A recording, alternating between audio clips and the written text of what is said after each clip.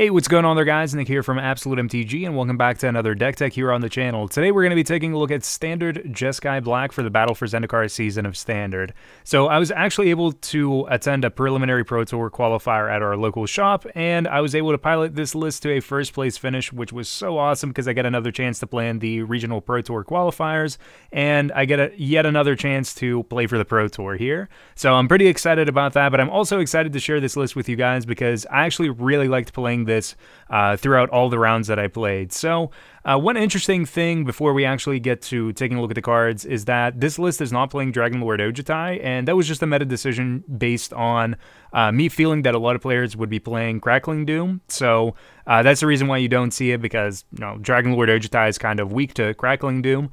But otherwise, this deck is just insane. I decided to just go for more of a tempo-based Jeskai deck and just kind of commit threats to the board and then have backup cards like Crackling Doom for the Esper players and whatnot, and just otherwise to get rid of big threats.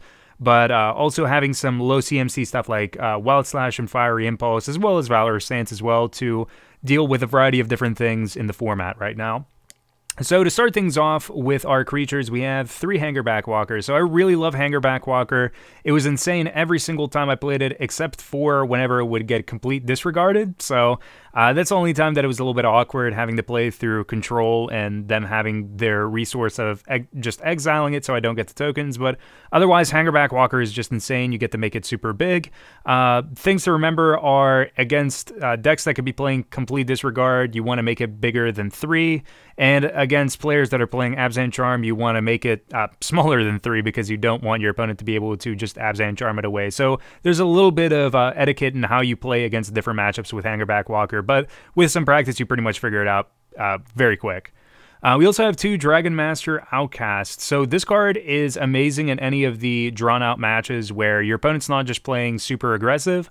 You can just kind of sit back on the board. You can commit it to the board with 6 lands in play, and then every upkeep you get a 5/5.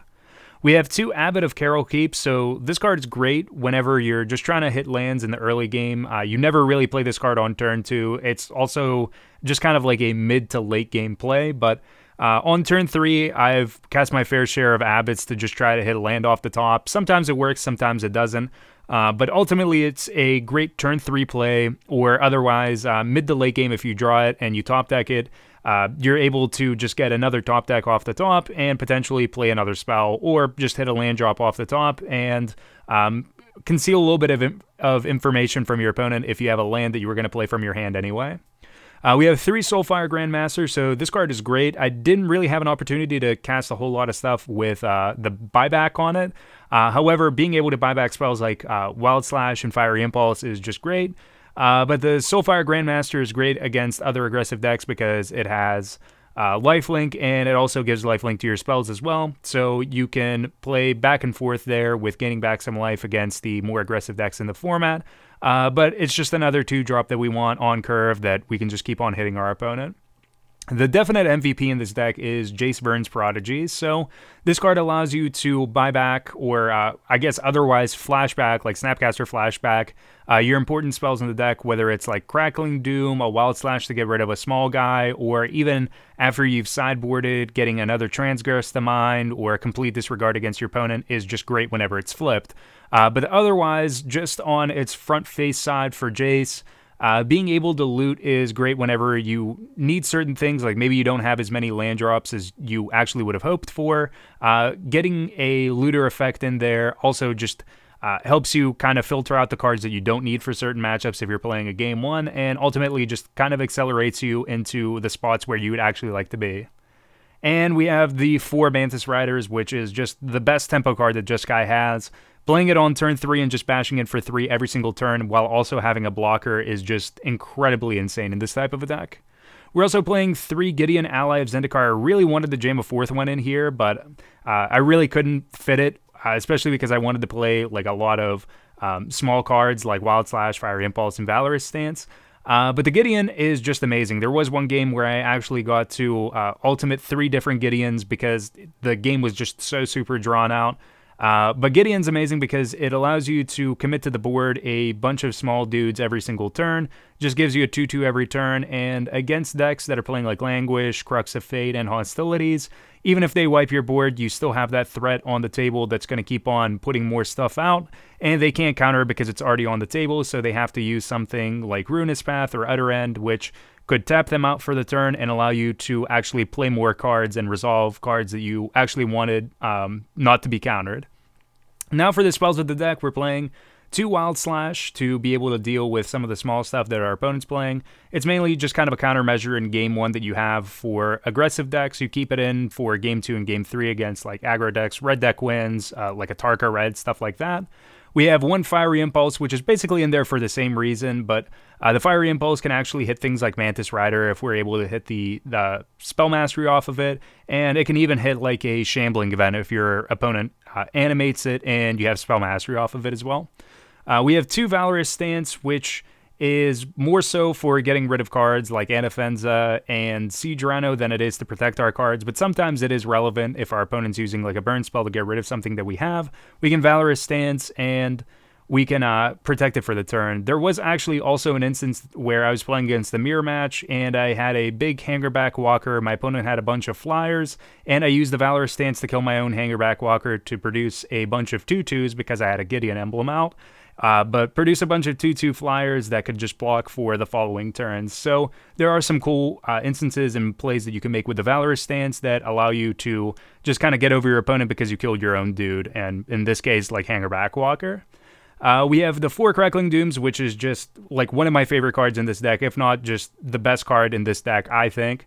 Crackling Doom is just insane. I want to be playing Crackling Doom at the beginning of this format right now. It deals with a whole lot of problems, especially like Esper and your opponent playing Silumgar and Ojutai, so we want to have a card that just deals with a threat super easy and also deals some damage to our opponent.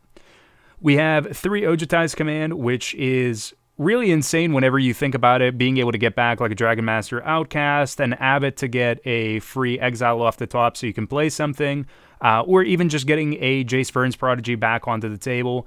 All of this can be done at instant speed, so at the end of your opponent's turn, you can go for Ojutai's Command, you can choose to like draw a card or gain 4 life and bring a creature back onto the field, which is great in the case of it being like Outcast or Jace. But otherwise, if your opponent is just tapping themselves out to play a big creature like a Dragon Lord for the turn, then you can counter it and also bring a dude back and then go from there with trying to just outvalue your opponent. The Ojutai's Command has just been really, really awesome thus far.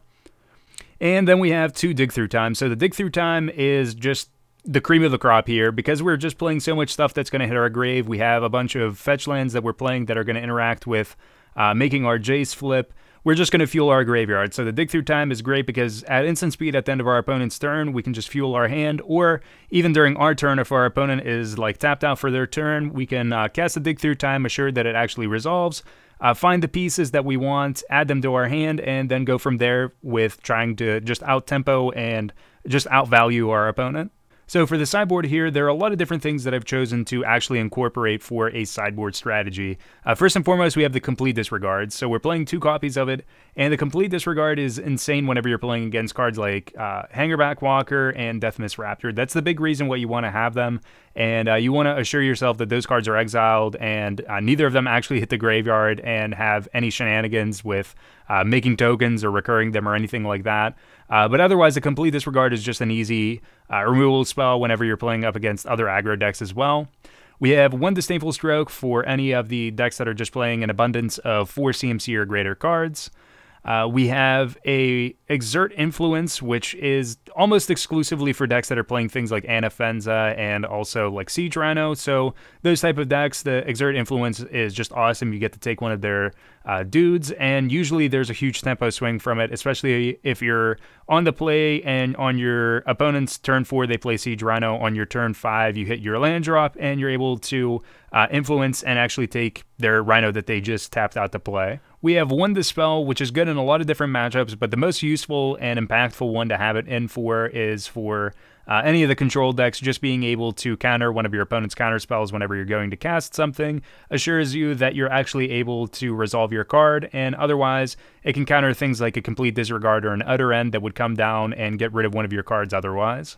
We also have Horribly Awry, which is, again, for things like Deathmist Raptor that we want to actually exile and we don't want our opponent to actually have, but otherwise for other value decks that are playing things like Anafenza, Siege Rhino again, we want to have the Horribly Awry just to counter off their threat like that and just assure ourselves that our opponent just kind of wasted a turn of trying to do something. And we have one negate here to finish off our counter spells in the sideboard. So the negate is just kind of a well-rounded card. If your opponent's playing just a bunch of non-creature spells, a bunch of planeswalkers, and a bunch of cards like Languish and Hostilities or Crux of Fate, things of that nature, the negate is just awesome just because you get to depower whatever types of cards your opponent's playing, and you can potentially just put yourself in a massive tempo swing, especially if your opponent taps out for something like a sweeper.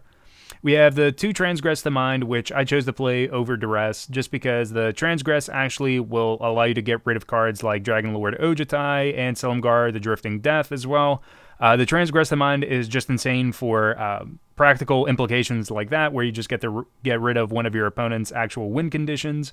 The fact that it exiles is also a little bit relevant for cards like Haven of the Spirit Dragon. But otherwise, the Transgress just hits a lot of different things. There's a lot of decks that are playing 3 CMC and up cards, so the Transgress just ends up being pretty useful in a variety of different implications. We have 2 Radiant Flames for any time that we see a matchup where our opponent's playing a bunch of X2 or even X3 creatures as well, if your opponent's playing anything like tokens or is just playing a basic red aggro strategy. The Radiant Flames is awesome, especially if we have Soulfire Grandmaster out, giving our spell a instance of lifelink where it's going to be dealing damage to all of our opponent's creatures and also our creatures as well. The other thing that's awesome about the Radiant Flames is it is tri-modal, I guess, if you want to say, because we can tap like red, red, red for it to use the Radiant Flames for 1 and get rid of all of our opponent's X1s.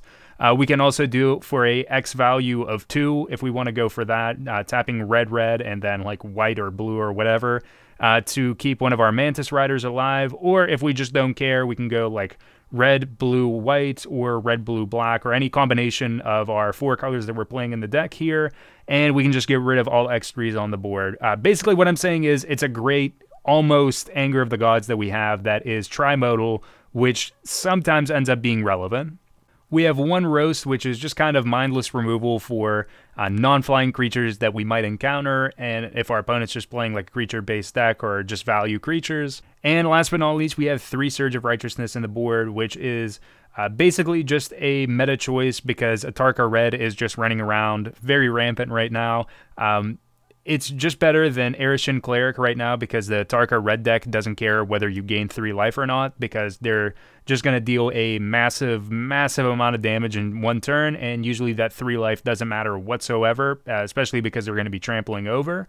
But the Surge is also good because it'll hit black creatures like Anafenza and Siege Rhino, which I know I keep on bringing them up, but they are important cards in the format right now, and they are things that you want to get around. So the Surge can allow you to get through those cards as well. But mainly the Surge is just better than Erishin Cleric, and the reason why you want to have it is so that you can side it in against the Atarka Red matchup.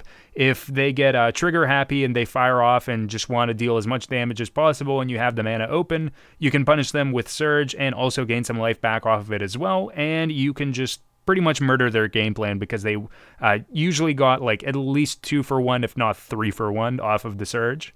So that is all you guys need to know about standard Jeskai Black. Hopefully you guys enjoyed this video, and if you did, I would greatly appreciate it if you thumbs up the video and subscribe to the channel for more Magic the Gathering content. But until next time, guys, thank you for watching, and peace out.